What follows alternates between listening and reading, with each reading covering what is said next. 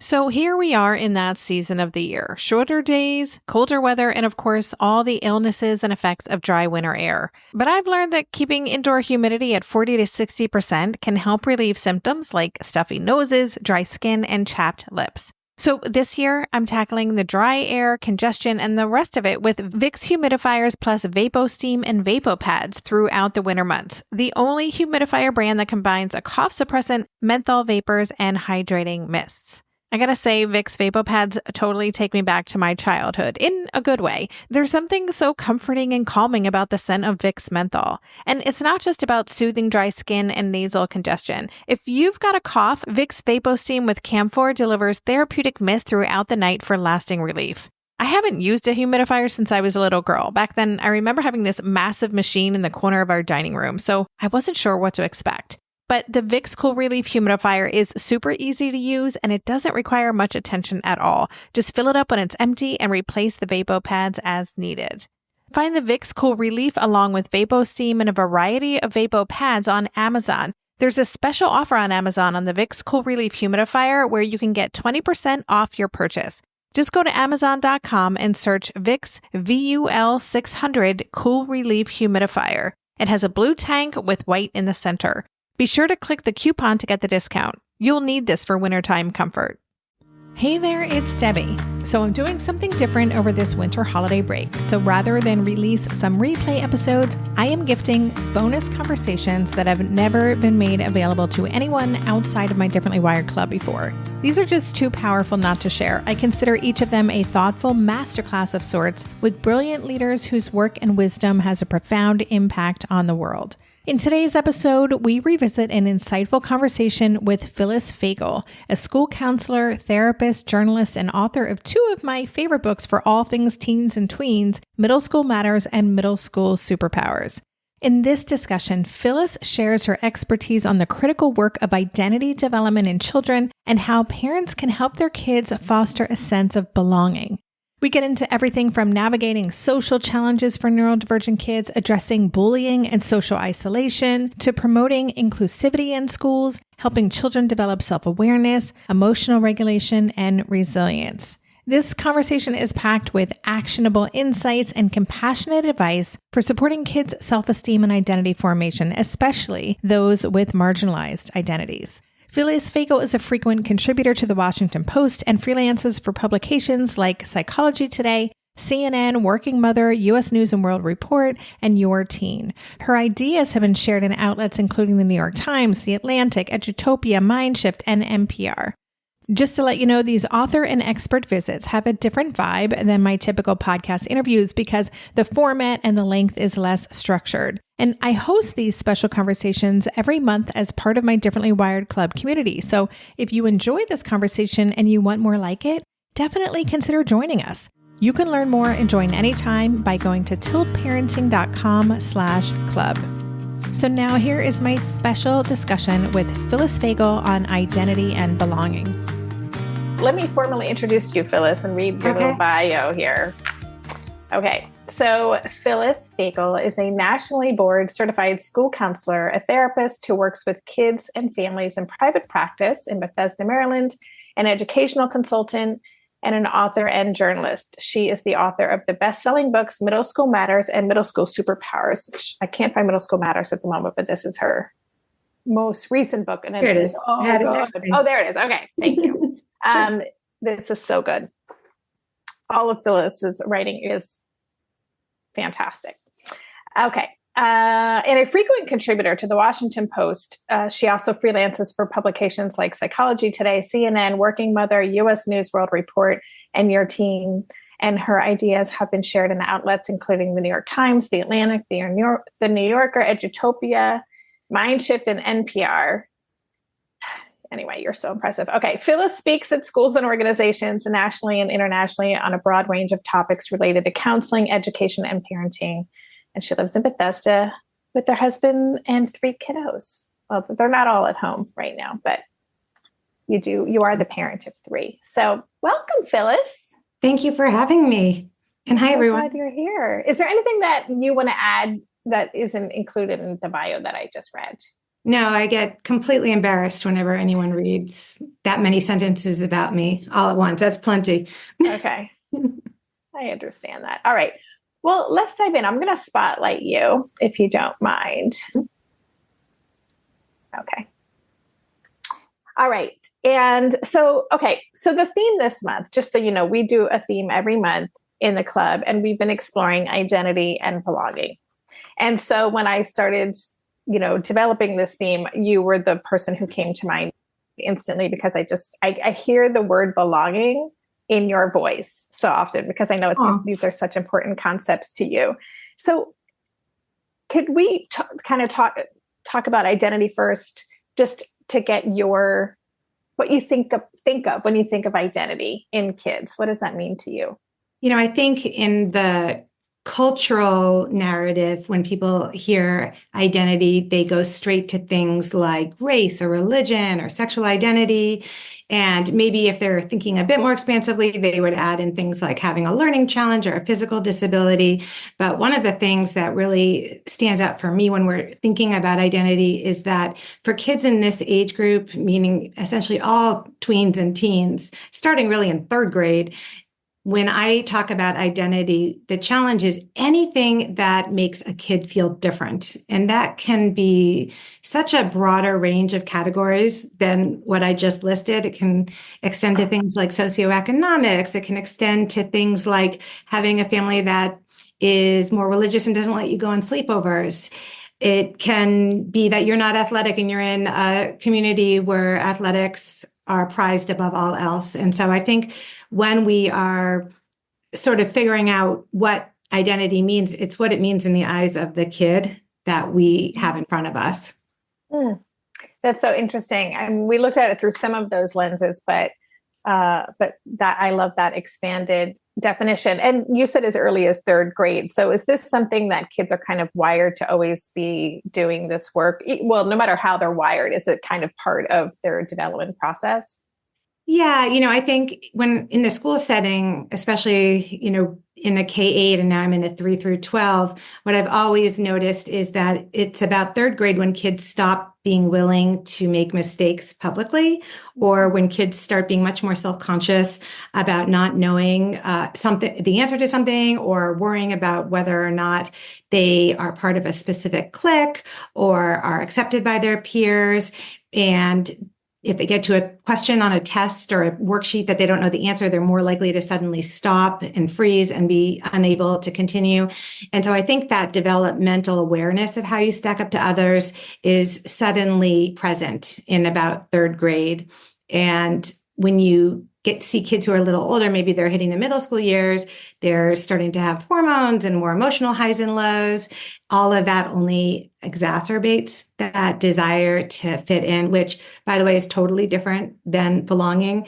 As I've been going to schools recently, so many parents have been asking me why their daughters want to buy like $200 skin creams for 65-year-old women to combat wrinkles that not only do they not need, but might be giving them a rash when they try to use them, or why their kid wants the $45 Stanley flask. And that's fitting in. That is kids, they want to belong. That's what they actually are craving. But the way it manifests with kids is that they will do whatever they can to fit in and kind of control the buying things or having the same brand of jacket. That's the low hanging fruit. And understanding that it comes from a much deeper need, I think, is helpful when we're working with kids. Mm-hmm. Yeah, that's interesting. And I have to just say, I just really learned, like, research. What is this Stanley mug or Stanley cup? I was like, what? I see it everywhere, but it's this massive water bottle with a straw through the top in the middle that, if you want to learn more about it, I think the funniest way to learn about it is through a Saturday Night Live skit from a month ago. I did Big see dumb that cup. one. Yeah. It's worth looking it up because I still can't figure out what makes this cup special. It leaks. It's been shown to have like chemicals that are cancer causing. I mean, there's a lot of things wrong with this cup, but the primary attraction for kids is that other kids have it. Yeah. Interesting. Okay. Thank you. A little side note there. So let's talk about belonging. then. So it's separate from identity. So kind of in the way you just gave us like a broad overview of identity, what would you say about belonging? Belonging is the difference between, if you picture, let's say, two kids, they're both have a friend group and seem to have plenty of people to hang out with and maybe do things with. But when you pay attention to how your child is interacting with those friends, when you belong, your child is themselves. They are goofy if that's how they are. They're willing to share, eccentric interests if they have them. They're willing to make a joke, even if it might fall flat. For the kid who doesn't have that sense of belonging, you can see that they're trying really, really hard to stay on the periphery of a group that may or may not be that inclined to have them there. They're almost fighting for their spot in that group. And it's a lot of effort. And there's probably more emotional ups and downs at home, more frenemies, fair weather friends. And one thing I always tell kids is that the research shows that the biggest difference in terms of emotional well-being is between 0 and 1 friend. After that, it's not about number, it's about the quality of those friendships. And belonging comes from being around people who care about you, respect you, want the best for you, will cheer you up when you feel down, can understand you, and never make you feel less than. And that's a harder thing to achieve, especially at an age when kids so badly want to be popular or may want to fit in with a particular crowd in which everyone else is also kind of jockeying for position. Mm-hmm. Yeah. Okay. That's super helpful. I just want to jump on real quickly too, because I know we've had some new people join us since we started. So the chat is open. If you want to share in there, make sure you set it to everyone. If you want everyone to see it, or if you just have a question for me, I can read it anonymously, but please feel free to share any thoughts that come up, questions on your mind. I'm trying to decide where I want to go because I have so many questions, but I'm going to just dive right into one of the big issues for our community that's come up in conversation, is the struggle for belonging for some neurodivergent kids. Like the struggle is real. And there are a number of, of our kids in this group who haven't really found, what we might think is belonging yet. They might not have that close friend. They might not really have that. And so there's a lot of concern among parents if we're not seeing belonging in that way, because we know, and I would love to hear your thoughts on this too, like it's important. Belonging is an important thing. Could you speak to that? Yes, and I see that in the school setting too. Anybody who sticks out as different, particularly in those, 5th through 9th grade years, is an easy target.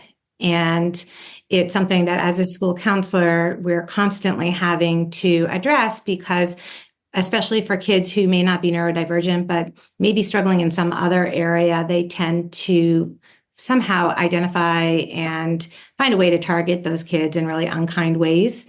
And it typically backfires, but in the meantime, it can do a lot of damage.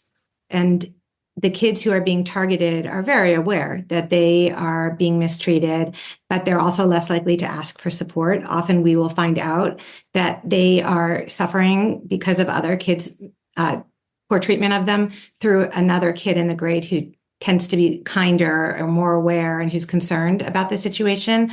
Or we might find out from a parent who saw that something happened online, or from a teacher who's concerned that there's a student who's always by themselves or who seems to be really struggling, maybe missing social cues, or is in other ways drawing attention to themselves that isn't serving them and causing issues for them. So sometimes the kids who are neurodivergent it's not that they want to fit in any less than anyone else, but sometimes that leads them to make choices that actually put them in the spotlight in a way that actually exacerbates what's happening for them.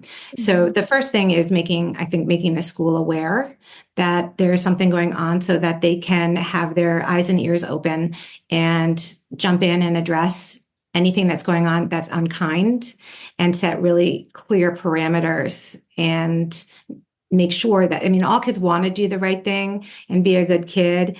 And sometimes all you have to do is call them out for being unkind. It doesn't even have to go to that next level, there's some shame that kicks in. That's the ideal, that they feel bad and it stops. And then the other piece of it is working with the kid who's targeted or who doesn't have that sense of belonging and is just maybe left alone and ignored about what their goals are and what they want. And often I'll have a kid tell me, especially kids who are neurodivergent, I'll hear one of a couple of different things. I'll hear, I just want to be by myself anyway. I'm happy just reading my book or talking to the teacher who is out at recess too. Or I'm happy just going to the library and hanging out or finding a room where someone will leave them alone. And sometimes that's true. And sometimes it's that they are so uncomfortable in those situations, but they do deeply want to connect with other kids. So trying to figure out what's getting in their way and what they want. And also balancing that with what you think they need. So you might have a kid who says, I'm absolutely happy, completely isolating myself, just sticking my nose in a book, only hanging out in the library by myself. But we know all kids need to work on their social skills, regardless of what their baseline level of social skills is. And so in those cases, especially if the school knows, they can orchestrate situations that will help those students acquire the skills they need. And often we can connect them with other kids who are having similar struggles. So this was in private practice, but I had a student who was hiding in a staff bathroom to avoid going out to recess or break. This was a 9th grader, actually. And he just felt really, really awkward. And it felt like it was insurmountable, the awkwardness he felt to go outside. And so what we ended up doing with him is starting with small exposures. We found another kid who also was kind of risk averse, also uneasy about going outside with big groups, and had the two of them play online chess in the library to start. And just looking for ways to get them to the point where they're more comfortable interacting with bigger groups, more comfortable interacting face-to-face in live conversation as opposed to through online chess. But perfect is enemy of the good. So kind of meeting them where they are and balancing, again, those three things. What do they need? What do they want? And, what is getting in their way? And what can we do to structurally support them? Okay, that's great. Thank you. And I want to kind of ask a question related to older kids where it can be a little harder to facilitate that. But Kathy, I saw just posted a question in here that I scanned. And I think, Kathy, that you summarized a question I was trying to jot down here. So I'm just going to go ahead and read your question. So how do I know if my child feels a sense of belonging? When I look at him on the playground, I'm sensitive to the fact that he is not attached to a specific group of kids. He's not ignored, and the community is kind in general, but I worry his relationships are not actual belonging. I can see the group of kids who are real friends, meaning my son doesn't get invited to play dates, birthdays, etc. Can a child feel belonging without those kind of touch points or those external things that we might think belonging means? Yeah. And do you know how old is that child? Kathy, would you share? 11. Okay. Thanks. 11. Okay. So, there's something you can look up. It's I think it's called the Friendship Network Quiz. And it was developed by a professor at Dartmouth College. And I love it as a conversation starter. It's very short. And the premise behind it is that there are two kinds of friends that kids need. They need people that they can confide in and trust, and they need people that they can do things with. And those kids may not be the same. It could be that there's somebody who they would go to if there was a problem they wanted to resolve and they trust them. And there could be somebody else that they would go bowling with who they don't really have a trusting relationship with. So they don't have to necessarily overlap. The quiz helps you, and you can take it at the same time as them. And at the end, it tells you which kind of social network you have. And it's divided into the kind of kids who only have those close friends, the kind of kids who have a bit of both, the kind of kids who have people to do stuff with, but they don't really have anyone that they can confide in. And because, especially an 11-year-old boy isn't going to come home and say, I am lonely. In fact, they may not even be able to identify that in themselves. That's kind of a workaround to have a conversation that's more concrete about what what supports they do have, what supports they might like to have, if there's anything missing. And as a related aside, I will say that when kids are not invited to things, it doesn't mean other kids don't like them. I know that sounds really strange, but often kids get into the habit of inviting the same kids. There are many, many, many kids who are inviting absolutely nobody. And there are parents who will tell me that if they want their child to have plans, they have to do the inviting every single time. And my response to that is, well, then keep inviting as long as your child is willing to have people over. Because if the kids are coming, they want to be there. Everybody likes being invited. They won't come if they don't want to be hanging out with your child. And if you're waiting for reciprocity, or if you are sort of bean counting and expecting it to be even, it won't do anything to help your child acquire the social skills they need. It won't help them with that sense of belonging. And also, there really is no reciprocity right now. This is kind of post-COVID, but all rules have sort of gone out the window. It feels to me, or what I'm observing, is that it's the same couple of kids inviting people every single time. Mm-hmm. And the kids who have plans are either the ones whose parents are willing to do the inviting and the hosting, or the kids who have those solid friend groups, or maybe the families are friends. And so it's just kind of happening regardless of whether or not they are initiating it. Yeah, that brings up something that, I've heard my kids say is, often he will initiate reaching out to somebody else. And always, it's like, why do I always have to be the one? And so I, will be like, oh, have you connected with Seb? You might want to reach out. But it can feel bad, I think, as a kid too, or a teenager, if you're always the one reaching out and you feel like no one is doing that in response. So this is also for older teens. Something that I've been hearing more and more lately is that some kids will be trying to make plans, or they think they're making plans, but they actually do not know how to seal the deal. And so if you're observing this, you may actually, especially if they're saying nobody is making plans, ask them what's happening, even look at their texts if they're willing, and say, have you tried saying what time are we getting together, or where are we going, or how are we getting there? Because those logistical pieces and that executive functioning part of it often is absent, even in teens, and they do need that extra support. The other piece of this, and this is the way to reframe it for the child who's sensitive that nobody else is doing the inviting, and I say this as somebody who's the parent of 3 kids, none of whom particularly loved being the host. A lot of kids feel anxiety about being the person to invite other kids over and bearing the responsibility for making sure other people have a good time. So while it might feel personal, there's about 1,000 other reasons. They don't think their house is the right house for get-togethers, or they have parents who they know are going to take away screens, and their parents will think they're a loser if they come in and their mom makes them take away the screens. There's so many different reasons, and helping kids not personalize it and reminding them that if they invite people and they come, they like you, they want to be there. Mm-hmm. Okay, that's great.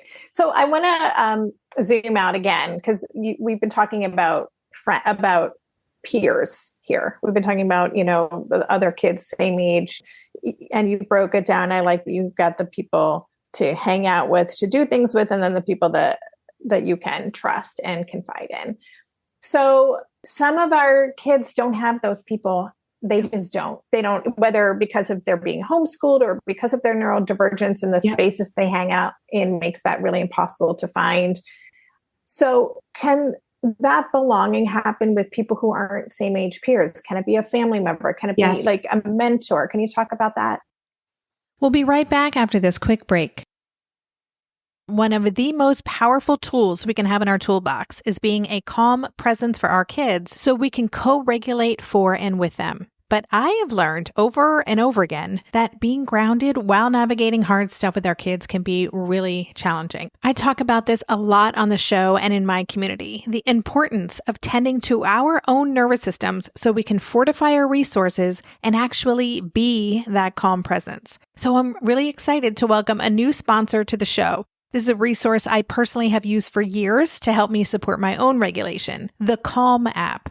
Calm is the #1 app for sleep and meditation, giving you the power to calm your mind and change your life. What I love about Calm is how it supports every part of your well-being, from meditations to ease stress, build focus, and create healthy habits, to sleep stories, and my personal favorite at the moment, calming music to help you drift off naturally. It's all there. You'll also find grounding exercises for moments of overwhelm and expert talks on topics like self-esteem and relationships. With Calm, you've got simple, accessible tools to make small, meaningful changes every day.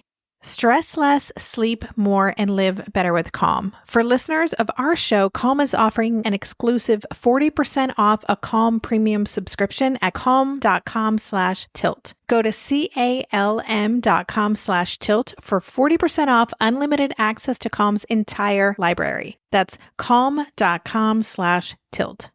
We know that children with learning disabilities like dyslexia have incredible strengths. But when it comes to learning to read, write, and spell, they need additional tools and support. That's why I'm excited to share a new virtual tutoring app designed to make effective literacy education engaging and accessible for kids in 1st through 4th grades.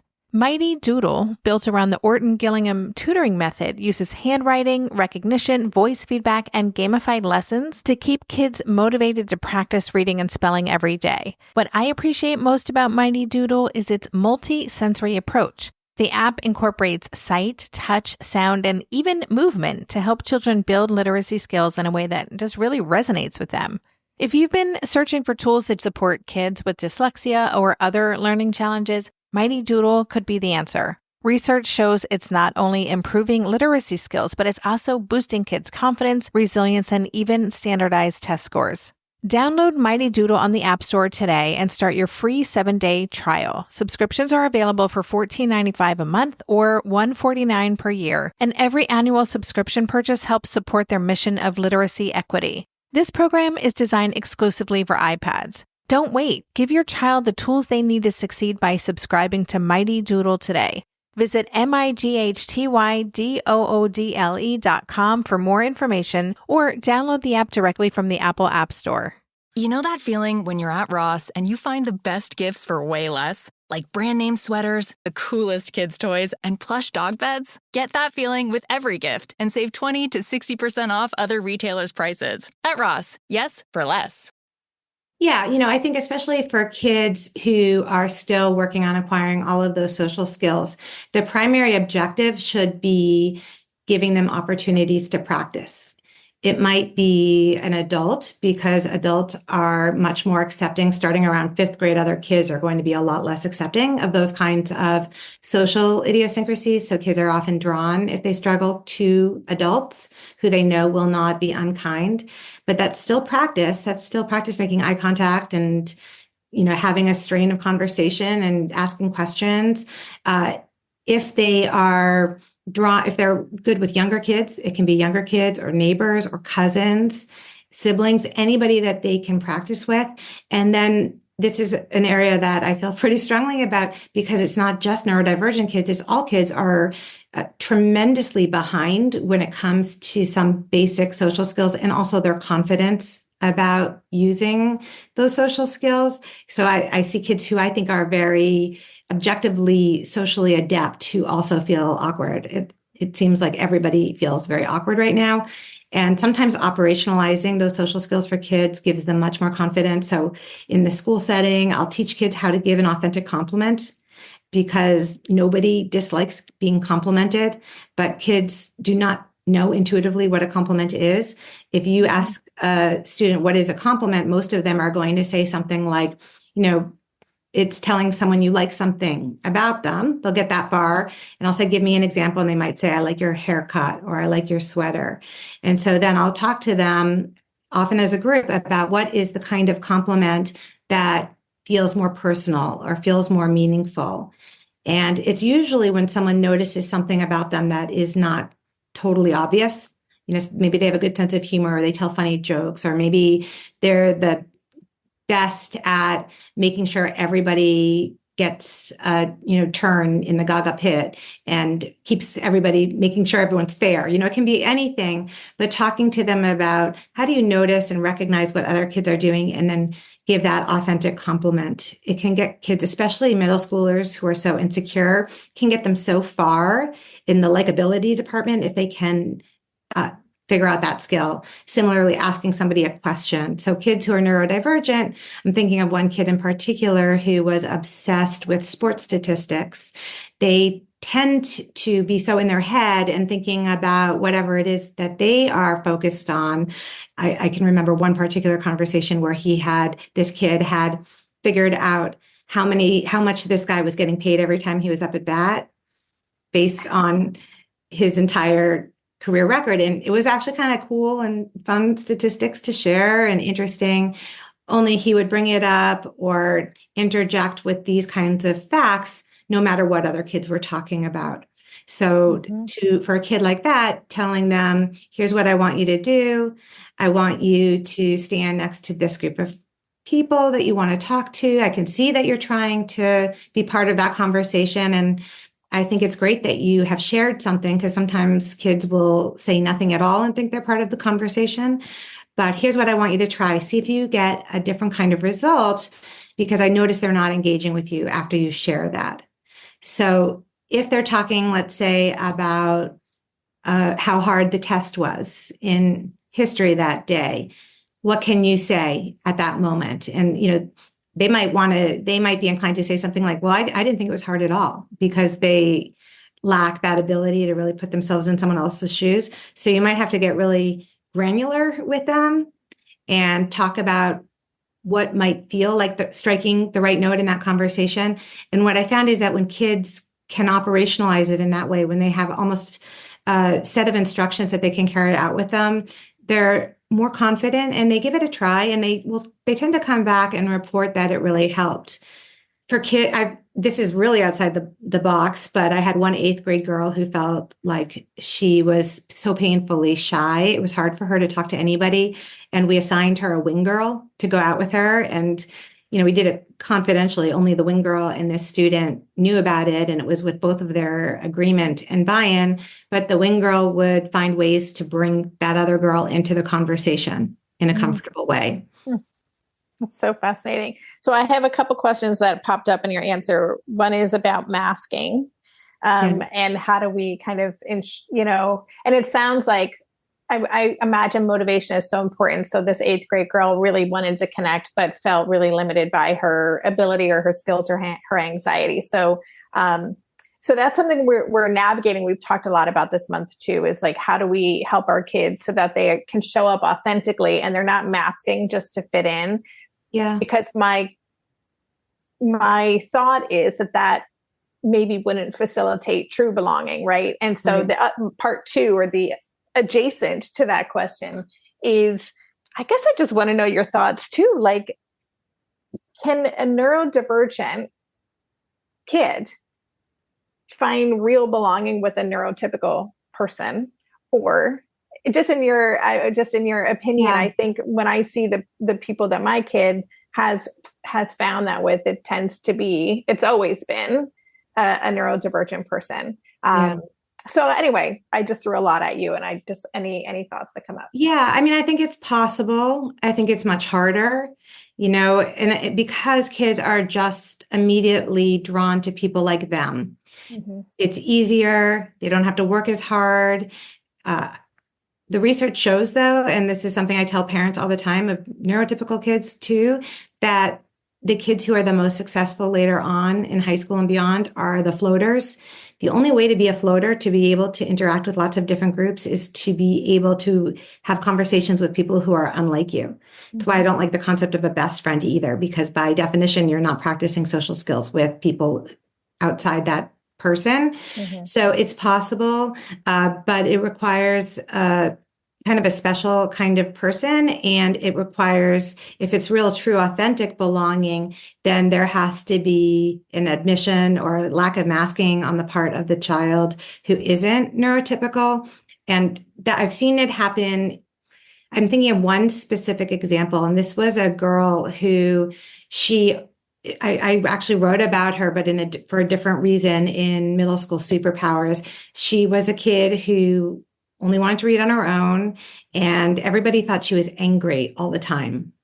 And it was frustrating to her, and they weren't very kind. And she would say to me, I'm not angry. I'm either sad or I'm sometimes frustrated, but it's coming out differently than I intend for it to come out. And it was backfiring because when she would be belligerent or seem belligerent, it almost gave license to the other kids to, give it back to her. Mm-hmm. And it wasn't working for her and it wasn't bringing out the best in the other kids. And I remember asking her what she wanted to do about it, giving her some agency because I was ready to let the other kids have it, but I didn't want to do that without having a conversation with her. And she said, I want to tell them about myself. I want to tell them that I'm autistic.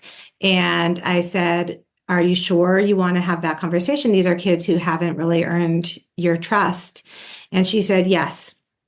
And I said, okay, is there someone in particular you want to tell that to? And she said, I want to tell the whole grade at once. Wow. And I was really worried. Granted, it was a small school, so the whole grade was about 50 kids, but still to do that in front of 50 kids. And I told her that I wanted to honor what she wanted to do, but I wanted to talk to her first about what she planned to say. And I wanted to not only be there with her, but to have a couple of other teachers there too, so that if things went off the rails, we could rein it back in. And she got up there in front of that group and she told them all, she said, I know you think I'm angry and I'm not. I have a diagnosis and this is what it is. And this is why I don't appear like you, but I have the exact same feelings as all of you. And I want to fit in like all of you. And I want to have friends and I don't want anyone to be mean to me. I get sad just like you. And you could have heard a pin drop in that room. I could see the dawning awareness on their faces. And afterwards, I said to her, somebody raised their hand and said, can I say something? And I was nervous. And I said, it's up to her. It's up to you, to the girl who had been speaking. Do you want people to have a chance to say something or ask you questions? And she said, yes. And the first person that spoke said, I'm really sorry. Mm-hmm.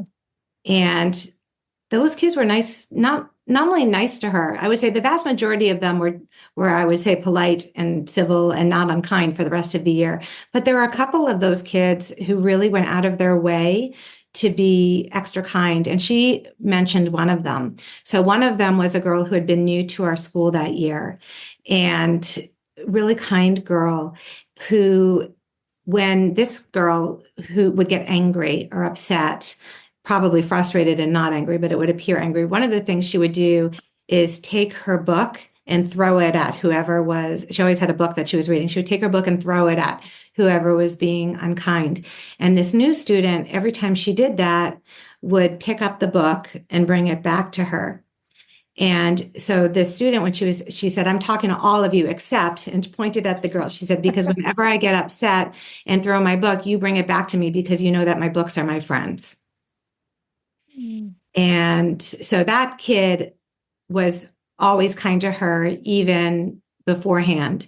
After that session, I think, especially having the example of that kind kid who had done the right thing and who was called out in a good way in front of everybody, I think I really do think they wanted to be that person. So that's just an example of somebody who did the opposite of masking and it worked really well for them. Mm-hmm. Thank you. That story just gave me chills. And I love hearing that so much. Sarah said earlier in the chat, it would be great to teach neurotypical kids to socialize with neurodivergent kids too. So this was such a good example of that. It takes so much bravery. And, I'll just share that in the GAP program that my kid is in, I spoke with the program director a few weeks ago, and he was saying that you could draw a line down the middle of like the extrovert kids and the kids with social anxiety. And they had to really come together and have a conversation. And the extrovert kids had no idea that they were excluding or like we invite that, like they just had no idea what it actually meant to go through the world with anxiety, That rings so true to me. And actually, even outright meanness often isn't intended to be meanness. So I wrote about another kid in the book as well, who every time a kid who was on the awkward side, who happened to be neurodivergent too, would come and sit near him, like at the next desk, he would move his desk away from him. And it was really hurtful to the neurodivergent kid. And when I spoke to him about it, he legitimately didn't even realize he had been doing it. Mm-hmm. And once it was called to his attention, he stopped and went out of his way to be kind. And I think one of the things that we have to recognize is that these kids all want to fit in. They all want to belong. And sometimes kids who are perceived as different, they feel are a liability. And so we have to really name it and prove to them that that person isn't a liability. And one way that I do this, and maybe they do something similar in your program, is I give kids a scenario. Like it might be, I want you to imagine you're playing sports and someone on the other team makes a derogatory comment about the identity of someone on your team, but no one does anything. And it's so blatantly offensive that you are sort of stunned, but nobody does anything. Help me understand why. And kids will say all kinds of things. They'll say, I don't want to be targeted myself. I don't want to be seen as soft. I don't want to be a snitch. I don't want to get in the middle. I don't want to be excluded. They have so many reasons that come down to fear and feeling worried that they will be sort of kicked out of the pack. So then what I do is I hand out cards, index cards or Post-it notes, and I say, without putting your name on the note, I want you to write down what you would think about somebody who actually, hopefully that will stop in a second, what you would think about someone who actually spoke up in that instance and said, that's not okay. And when I collect them, 95% of the responses are things like, I would think they were strong enough to do the right thing. I would think they're a good person. I would think they have a good character. And so what we're doing is proving to kids that they're overestimating the social risk of doing the right thing. But we actually have to prove that to them because there's so much social risk involved in befriending somebody who is different in some way. And we as adults tend to underestimate how much social risk is perceived by kids. We might say to our kid, why don't you just invite them over? Or why don't you just text them? Not recognizing that for our kid, neurotypical or not, it is really, really hard to go out on a limb and invite someone over. Similarly, all academic risks are social risks. Raising your hand in class and maybe getting the wrong answer, that's a social risk too. So scaffolding the risks, proving that they're overestimating that risk, talking to them about what kind of person they want to be. That's the work that we have to be doing with the kids who are not being inclusive or not making sure everyone has that sense of belonging. Mm-hmm. Yeah, we need to clone you and put you, I just feel like so many schools and environments aren't doing this work, right? And this is just, again, my impression from people that I talk with and in this space, that it's kind of hard things can get out of control pretty quickly, and it can be hard to rein it back in and to kind of reset the social dynamic. And it doesn't always, obviously it doesn't always work. And that's when I feel pretty strongly that schools need to be holding the kids accountable for cruelty and calling it out and, recognizing that when one person, and this is another thing schools can do actually, sometimes if there's a problem in the class, like let's say kids are being rude to a teacher and it's the same 2 or 3 kids being rude to the teacher, what those 2 or 3 kids don't realize is that, or to another kid, what those 2 or 3 kids don't realize is that everyone else in that class might be really upset that someone's being unkind or somebody's being rude, and they just don't know what to do or they don't speak up. And so sometimes if you can have a conversation with a class about, again, and first putting forth an issue like, okay, people are making fun of someone for getting the wrong answer or for blurting out in class. What are you feeling? And maybe you do that anonymously, and having a conversation about that, kids realize that, oh, you know what, maybe other people are judging me for doing that. And because there's so much social risk involved, you have to do something like that anonymously too. Sometimes I'll have kids write it down on a sticky note they put on the wall. Then I have everyone walk around and grab a sticky note with a comment that resonates for them that's not their own, and then read it out loud because you've stripped away all that social risk. But what they hear is that most people think it's mean or rude and they don't like it.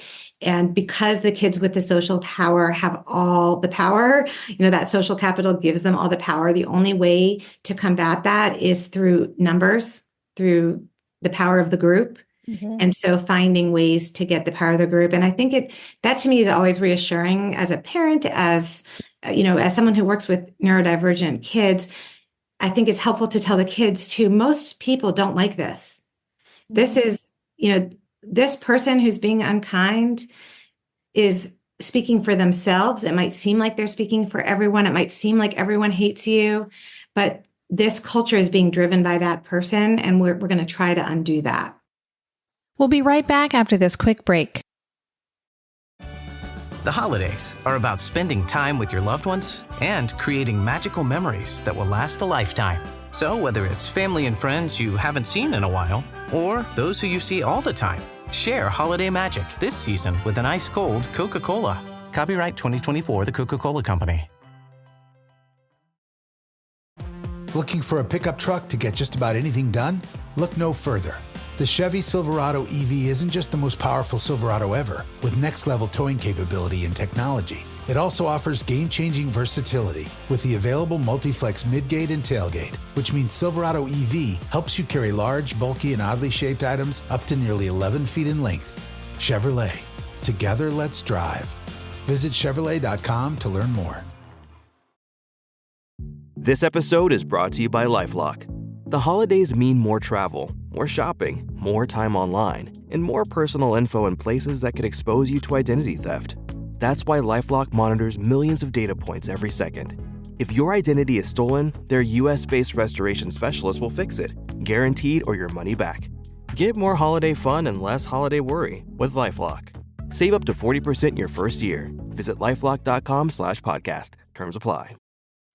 I want to pivot and talk about identity a little bit more. Yeah. So, we could go in so many different directions.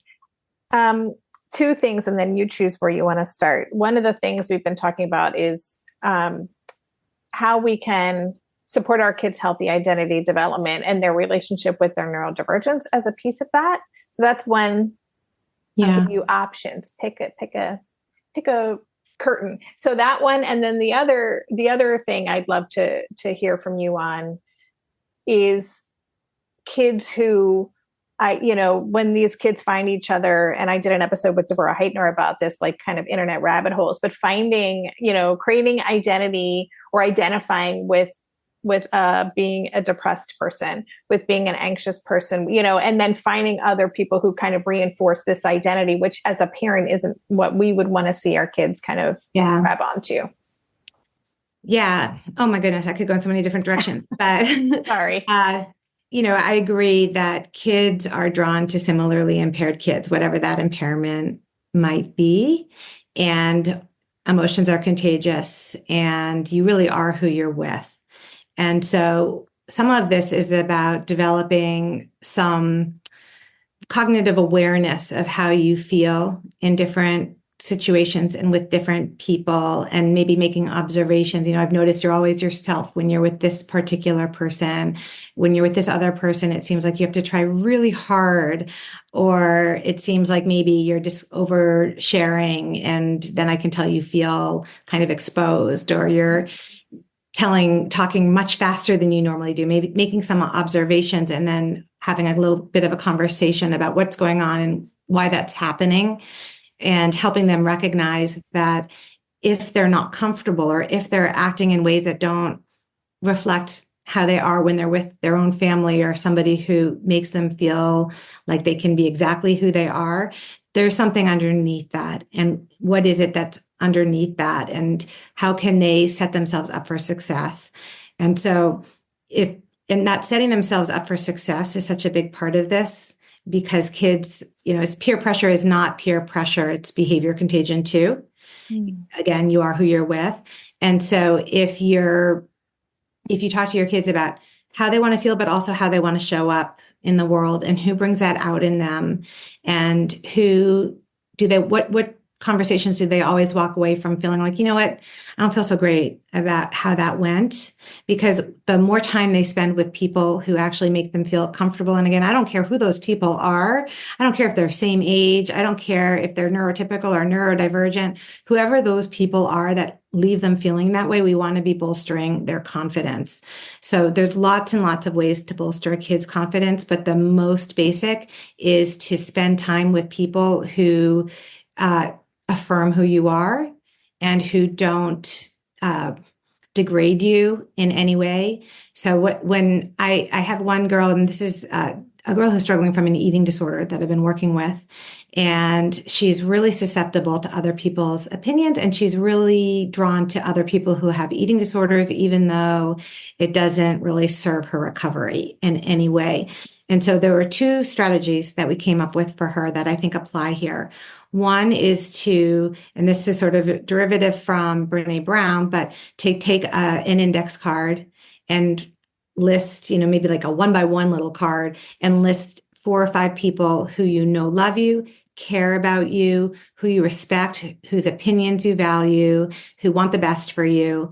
And if those people criticize you, or if those people exclude you or give you feedback, good or bad, you can take it to heart, you can follow up, you can really give it some deep thought. If you're criticized by somebody else, that other 7th grader or 10th grader or whatever, who is like, why do you have a tick? Or, why do you always have to raise your hand first? Whatever it is that they're picking on you for, you don't have to take it to heart if they're not on that list. Mm-hmm. We do not have the emotional bandwidth to be taking it all in. Mm-hmm. And conversely, for the people who you're drawn to, who you can tell you walk away and it's not serving you in some way. So for this girl, it would, get her fixating on body image and food and things like that. What safeguards do you have to put in place? And how can you create an environment that doesn't make things socially uncomfortable for you, but that sets you up for emotional well-being? And so for this girl, she knows she doesn't make plans outside of school, but she's always respectful and kind in school.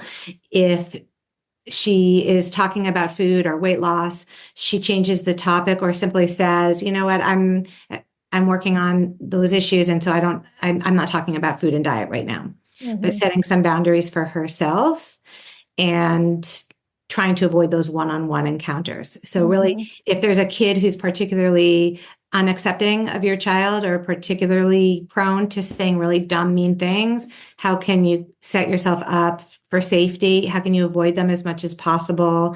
Do you need to tell a teacher you don't want to sit next to them or be paired with them if you're in the same class?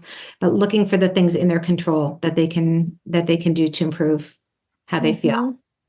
I love what you shared, that exercise, you don't have to take it to heart, like being able to say that yourself. Because I think, especially for kids who have more rejection sensitive, dysphoria, or who really kind of perceive themselves as always being the outcast, to kind of really look at why do we give so many other people so much power over how we feel about ourselves when really they don't really count? We shouldn't be taking their input into consideration. There's a question in here. My son recently said to me, my autism is what makes me special. I pause when he says this because I think he believes autism is only positive. How do I explain the differences without shaming him, but also recognizing that the real world looks at him as different and not necessarily in a good way? So, I guess I'm not sure that it's necessary at this point, unless it's getting in his way. Having that positive self-concept to me is a positive. Mm-hmm. And at some point, the world is going to make it clear to him, if it hasn't yet, that there's a downside as well.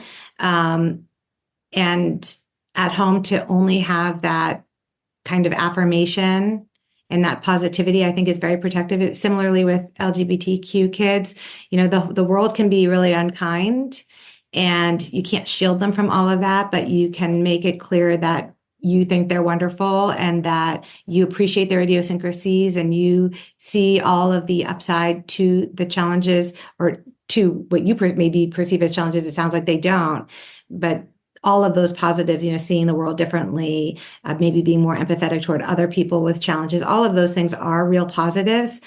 And I think it's okay as the parent to continue to affirm that difference. And even if you did prepare them for that cruelty that they might encounter, I'm not sure that it will make a difference in terms of how well they handle it later. What you can do is help them have some responses if they ever do encounter unkindness or somebody doesn't affirm them, giving them things that they can say. It doesn't even have to be specific to autism. It can be something else when it comes up in some other context when they are complaining about how someone treated them. It's a great answer. Thank you.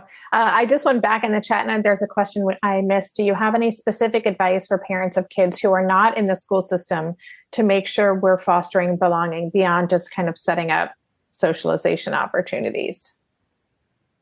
Yeah, I think, and I talk about this a lot in the super security chapter in Middle School Superpowers.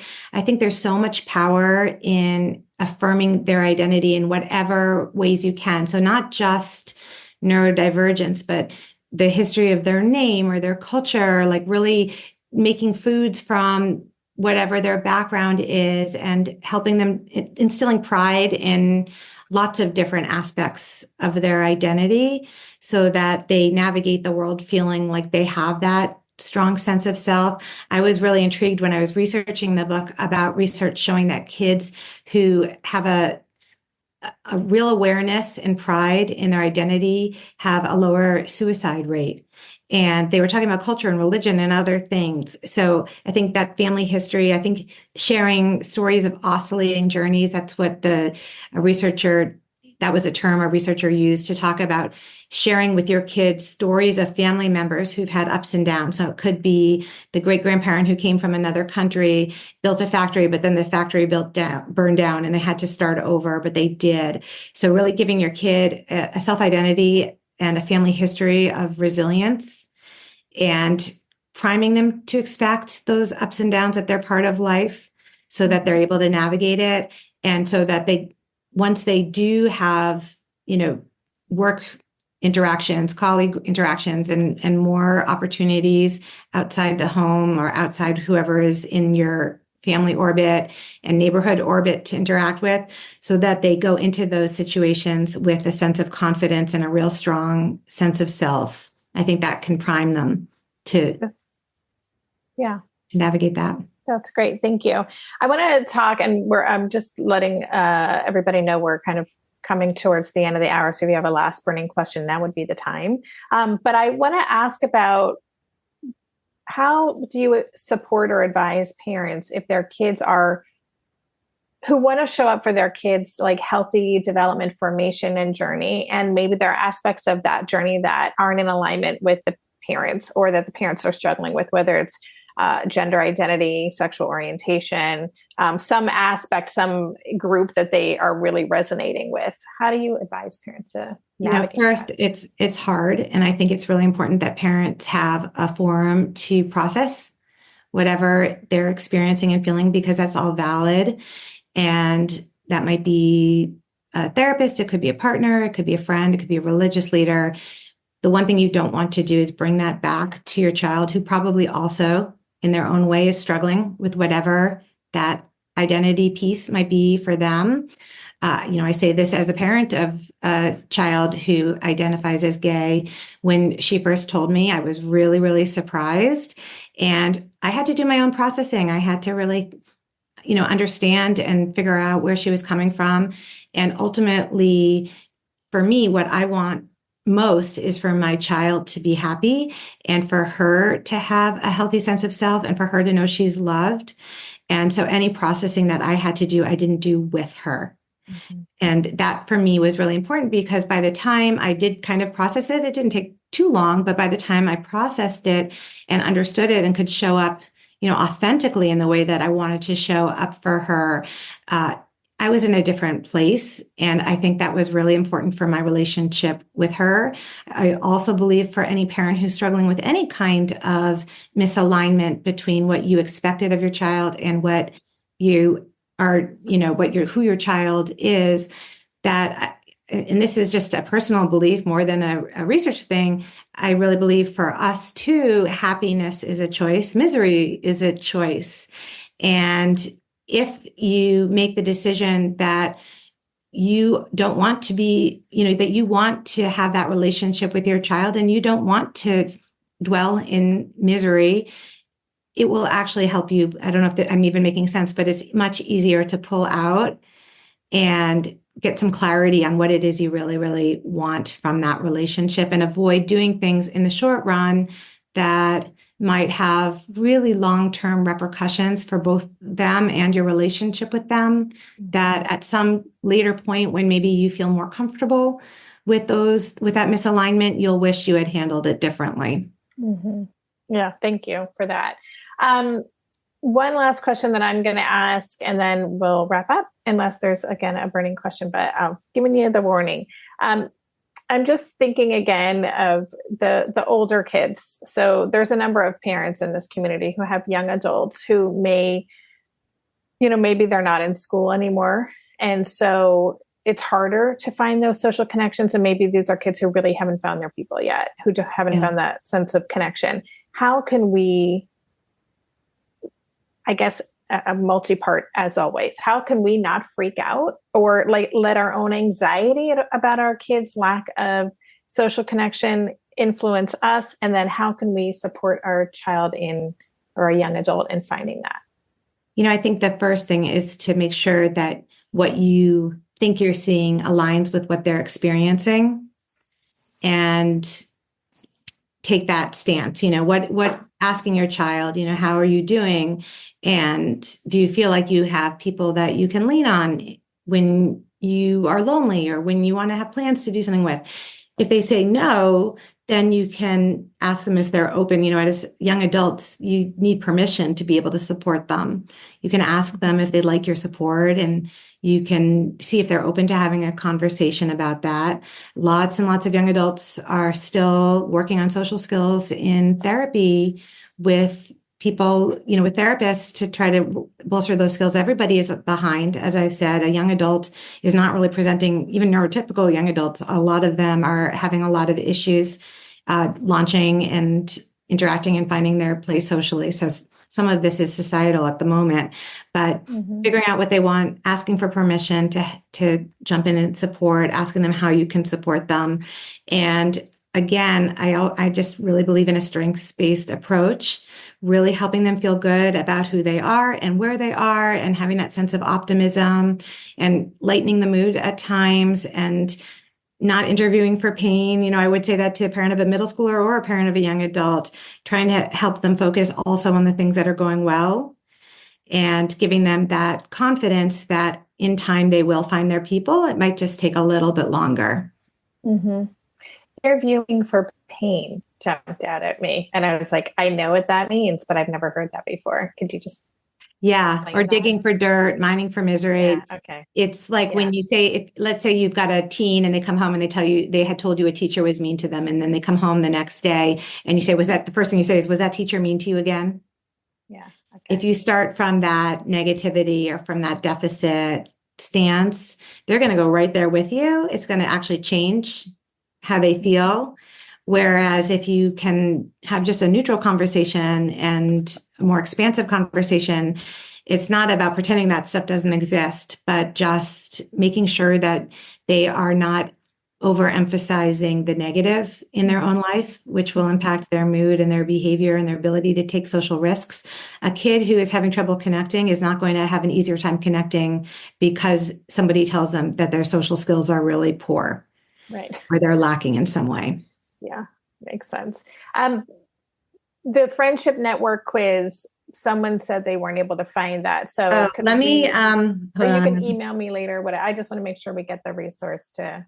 Yeah, let me just tell you the name, because then you know what, I think they sent it to me I will send it to you, Debbie, because I think they sent it to me as almost like a PDF.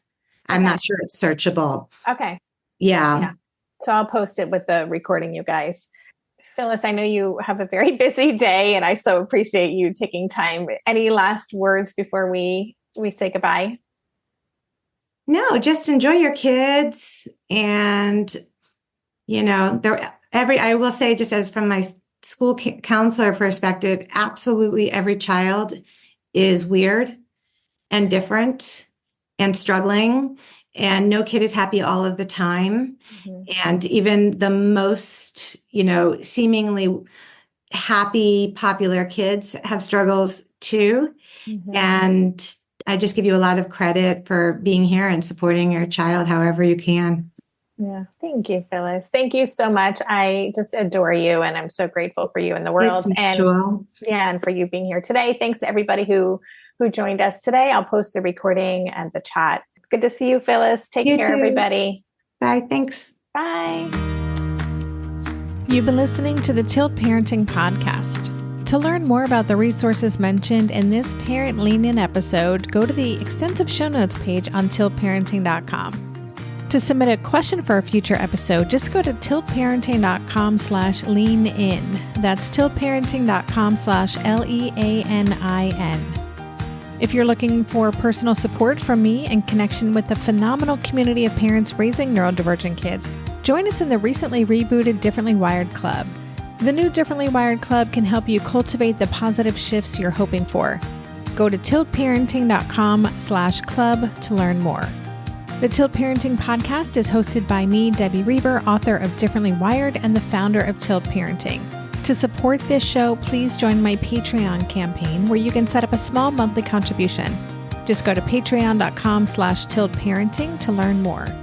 If you want to follow Tilt on social media, go to @tiltparenting on Instagram and Facebook. Lastly, please take a minute to leave a 5-star rating or review on Apple Podcasts or wherever you listen to podcasts. That helps this show stay visible so others can find it more easily. And that's all for this week. Stay safe, stay well, and take good care. And for more information about any of the parenting resources Tilt offers, visit tiltparenting.com.